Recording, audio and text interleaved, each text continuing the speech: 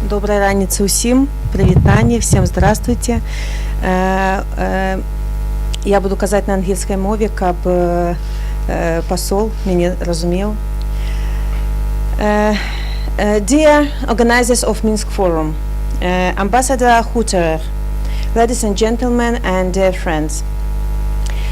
30 years ago, Belarusians declared their willingness to live in democratic, independent and sovereign country. Unfortunately, Belarusian sovereignty is still being challenged. It's under threat again. This threat is coming from those who are supposed to be guarantors of sovereignty and independence, who seized power and are running the country by terror. However, 30 years of independence taught Belarusians a lot. We learned not to count on someone on the top. We learned to self-organize and act with solidarity with those who are in need. We learned to take responsibility for our house, for our neighborhood, for our cities and country. These 30 years gave us time to rediscover ourselves. Belarusian national identity is being forming right now, in our struggle, in our daily work, in our suffering. The spirit of Belarus doesn't live in Belarus only anymore. It's in Vilnius, in Warsaw, in Kiev and Berlin. And I'm sure that Belarusians from Gomel to Grodno, from Brest to Vitebsk, from Vilnius to Los Angeles wake up every morning with a strong desire to do everything possible to solve the horrible crisis in our beloved country is passing through. Therefore, I'm delighted that the Minsk Forum has gathered so many talented experts. It's paramount for me that the world understands the essence and content of the events in Belarus. Thanks to you, the world has the knowledge and better understanding of all the processes in our beloved country. Your insights and analysis are much needed to understand the root of ongoing crisis and find a practical solution. I hope that we will avoid a false dilemma which is often put in front of us: independence or democracy. Belarusian people deserve both of them. And I'm also glad and thankful to Germany for the support of this conference, for the support of our students, media and trade unions. I hope that Germany will continue its support to Belarusians, because what is often taken for granted in Germany and Europe, thousands of Belarusians have to fight for every day, and it's freedom. And I would like to emphasize one thing. This is not just about Belarus anymore. It's about the future of democracy in the whole Europe. So we need more bold actions for democracy. We need a vision for the future in Europe. We have no time to lose. We must encourage and support people who want to actively work for changes and take destiny into our own hands, because democracy thrives on action. And I have to say that Germany is not simply an economic power and a global experts leader. Germany is a constitutional state based on democratic values. Just as Europe is not simply a single market, but a continent united by fundamental rights and freedoms. And we owe the next generation an inspiring narrative of future Europe and an innovative democracy. And I know that it's not easy, but I also know that it is doable. And I hope that today's conference will get us one step closer to democratic Belarus and a prosperous and secure Europe. So, danke schön and живи Беларусь. Уважаемые представители германо-белорусского общества, уважаемая Светлана Георгиевна, уважаемые дамы и господа, от имени Федерального министерства иностранных дел я тепло приветствую вас из Минска по случаю открытия в Вильнюсе первого мероприятия Минского форума этого года. Я хотел бы поблагодарить организаторов Минского форума и лиц, оказывающих ему содействие, за их неустанную деятельность и за приглашение в мой адрес. К огромному сожалению, в этом году мы не можем встретиться в Минске. Однако я надеюсь, что мы вновь встретимся лично на будущем Минском форуме в городе, который дал ему свое название. В конце концов, Минский форум олицетворяет именно надежду на лучшее будущее для Беларуси, а также усилия по налаживанию контактов в трудные времена.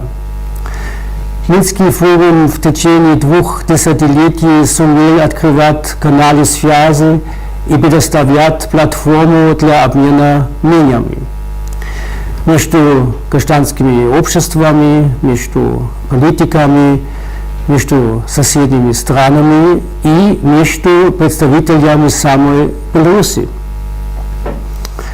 Политические отношения между Германией и ее европейскими и трансатлантическими партнерами с одной стороны и Беларусью с другой, к сожалению, сегодня они находятся на том качественном уровне, на котором могли бы быть.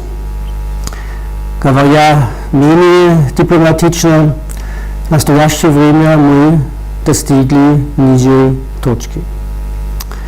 Внутриполитический кризис в Беларуси после президентских выборов прошлого года оказал крайне негативное влияние на наши двусторонние отношения. ЕС был вынужден ответить санкциями на применение насилия, многочисленные задержания и репрессии против мирных демонстрантов и принудительную посадку пассажирского самолета. Со своей стороны, белорусское правительство приняло меры, направленные против европейских интересов. Нас глубоко волнует судьба более 800 человек, находящихся в Беларуси в местах заключения по политическим мотивам. Мы обеспокоены закрытием сотен неправительственных организаций и подавлением независимых СМИ. Мы огорчены тем, что Институт имени Гёте и Германская служба академических обменов, 2 ключевые организации, наводящие мосты между гражданскими обществами наших стран, были вынуждены временно приостановить свою деятельность в Беларуси. Для нас полезно, что некоторые европейские дипломаты были вынуждены покинуть Беларусь. При этом существует большой потенциал для тесного сотрудничества между Германией, ЕС и Беларусью. И в частности, пандемия коронавируса, а также преодоление климатического кризиса в такие вопросы, как устойчивое развитие, показывают нам, что глобальные вызовы наиболее эффективно решаются посредством международного сотрудничества. Мы, немцы, чрезвычайно благодарны за то, что после варварских и непростительных преступлений, совершенных немцами против белорусского населения после вторжения гитлеровской Германии в Советский Союз, белорусские и белорусы протянули нам, немцам, руку в знак примирения. С политической точки зрения урок, который следует извлечь из этого чуда, на мой взгляд, таков. Немцы и белорусы никогда больше не должны противостоять друг другу как враги. Сегодня нас объединяет с Беларусью исключительная заинтересованность в сохранении мира, безопасности и стабильности в Европе. том числе и поэтому так важно сохранять открытыми каналы диалога и общения даже в такие сложные времена, как нынешние. Однако, по нашему опыту и убеждению, устойчивый мир и безопасность могут быть достигнуты только в том случае, если государства во внутренней политике придерживаются фундаментальных принципов прав человека и гражданских прав, которым они обязались следовать на национальном и международном уровнях, а также если они во внешней политике активно способствуют стабильности. Это прямо включает в себя безопасность наших общих границ. Поэтому мы с величайшей озабоченностью наблюдаем за событиями последних недель и месяцев на границах Беларуси СЭС и за политической инструментализацией беженцев. История, культура и замечательные люди Беларуси открывают для нее возможность стать пространством плодотворного обмена между Западом и Востоком. Разумеется, как независимое и суверенное государство. Именно к этой теме история, идентичность и 30 лет государственности Беларуси вы обратитесь на сегодняшнем мероприятии. Эта тема удачно подробно, и я желаю вам интересных и содержательных дискуссий в полном соответствии с традициями Минского форума, который всегда ставил контакты и диалог между представителями противоположных позиций выше взаимного замалчивания и в интересах хорошего будущего Беларуси и германо-белорусских отношений. Большое спасибо. Всем доброе утро. Я рад и горд приветствовать всех сегодня на открытии Минского форума. От имени Белорусского института стратегических исследований я хочу выразить благодарность всем нашим партнерам, благодаря которым состоялась эта конференция. И отдельно хочу поблагодарить нашего почетного партнера, офис Светланы Тихановской, за ее слова. И спасибо, конечно, Хабу и Магуру за гостеприимство. Я слишком молод, чтобы помнить, как Минский форум начинался в 1997 году. Но я очень хорошо помню, как Минский форум не состоялся после выборов 2010 года в условиях репрессий. Я помню, как в 2013 году помогал организовывать впервые Минский форум в Вильнюсе. И как сюда приехали буквально накануне освобожденные политзаключенные. Я помню, как в 2014 году Минский форум проходил один день в Вильнюсе, один день в Минске. Я помню, как его участники ехали вместе в тогда еще ходившем поезде Вильнюс-Минск. И как мы поднимали в вагоне тост с паролем Костуся Калиновского «Кого любишь, люблю Беларусь, то взаимно». Я помню, как потом Минский форум вернулся в Минск, как мы встречались в Международном образовательном центре имени Йоханнеса Рау. И, кстати, там до сих пор где-то лежит наш 6-метровый баннер. И сегодня история повторяется. Снова после паузы прошлого года, когда мы проводили Минский форум только онлайн, в Зуме, мы снова встретились в Вильнюсе. И я уверен, что скоро повторится и все остальное, о чем я вспоминал. С нами рядом снова будут те, кто сегодня брошен за решетку за свои убеждения. В Минск снова будут ходить поезда. Мы все снова сможем туда вернуться, и снова прозвучат слова Костуся Калиновского.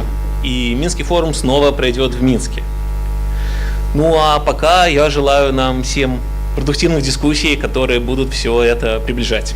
Спасибо. Dear friends of Belarus Excellencies, good morning. Hello, labas, guten Morgen. I was told I have 2 minutes to say hello to you, and I think the 2 minutes are not over by even saying hello in 3 languages.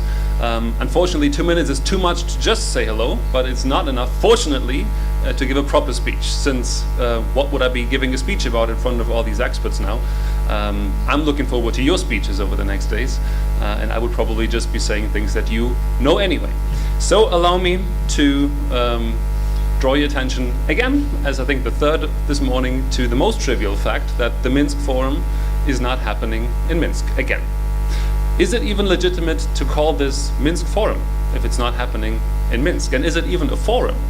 I had the pleasure of studying Latin language at university for 2 semesters, and the word forum comes from forus, which means plank, and it actually describes a place in a Latin city, a Roman city, a square surrounded by a wooden fence. So when I came in this morning, I did not see a wooden fence, and since we'll have people online, and this is different places, I'm not sure we'll have a wooden fence in Berlin either. So according to this definition, we cannot even call this a forum. I checked Cambridge dictionary. I guess it's a bit closer because Cambridge includes that fora can happen online. They say it's a place on the internet where people leave messages or discuss particular subjects. So partly we have people joining us online, but they're not discussing the same way. So that definition doesn't catch all of it. And finally, I ended up with the German Duden, which I like a lot because the guy who started it is buried in my hometown. And German Duden saves the day. It says forum is an appropriate group of people which guarantees a competent expert discussion of problems and questions. I think this is something, thank you for saving the day, Mr. Duden. We can call it a forum at least. But we're not in Minsk. So does it mean we have to change the title? Maybe everywhere but Minsk Forum would not work, probably because Mr. Huterer just gave his greeting from Minsk, so he is in Minsk as well. So he spoiled that title. Thank you, Mr. Huterer. Maybe Vilnius, Warsaw, Berlin, Brussels, and video greetings from Minsk Forum is probably too long to keep in mind. You'd mix up the sequence of cities, so that doesn't work. How about Gosh, we miss Minsk Forum? I think this is true for most of us, if not all, but probably a bit too sad as a title for a conference happening in so many wonderful places, and we don't want to be singing the blues for the whole day. Singing is fine, but maybe not blues for the whole day. I'd rather want this to be a day of jazz, and I was playing in a jazz band myself for several years, so jazz is a music that can have some melancholy, which I think is appropriate, but it also keeps energy and optimism, and you can dance to that music, and I want this to be a day of at least intellectual dances. So I wish you a wonderful and productive We Shall Be Back to Minsk Forum. Thank you. Рад вітати усіх на черговому Мінському форумі. Білорусь переживає не самий ліпший час. Політичний кризис, який почався у минулому году, протягується до гэтага часу. Ну і ми не ведаем, калі дакладна гэта завершыцца. Адначасова ў гэтым годзе мы маем юбілей 30 год беларускай незалежнасці.